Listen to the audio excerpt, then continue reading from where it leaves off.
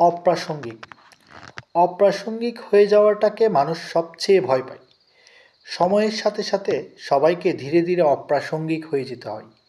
সবচেয়ে নামী মুভি স্টারকেও একদিন দর্শক ভুলে যায়। সবচেয়ে ক্ষমতাশালী নেতাকেও মানুষ মনে রাখতে পারে না, চায় না।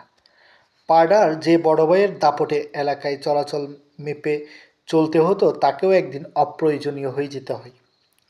আমি প্রায়ই ভাবি গত শতাব্দীর সবচেয়ে শিহরণ জাগানো এন্টারটেইনার মাইকেল জ্যাকসনের কথা। ৮০-র দশকে ৮-৯টা বছর ঠিক যতটা চাঞ্চল্য ছিল, তাকে নিয়ে পরের ২ দশক প্রায় ততটাই বিতর্কিত ছিল সে। ফর্মুলা ওয়ান রেসিংয়ের মাইকেল শুমাখারকে ছাড়া একসময় ভাবাই যেত না গতিময় খেলাটার কথা। গত কয়েক বছর কোমাতে আছে শুমাখার। এভাবেই টুইটার আর ইনস্টাগ্রাম কোথাও নেই সে। সবাই ব্যস্ত হ্যামিল্টনকে নিয়ে। এভাবেই অপ্রাসঙ্গিক হয়ে যেতে হয় এমন এমন মানুষকেও, যাদের আপাত দৃষ্টিতে মনে হয় মহামানব। ক্ষমতা কিংবা জনপ্রিয়তার তুঙ্গে থাকার সময় বারবার এই কথাটা মনে রাখতে হবে আমাদের সবাইকে।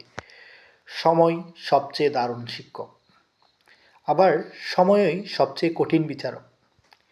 পা তাই মাটিতেই রাখতে হবে।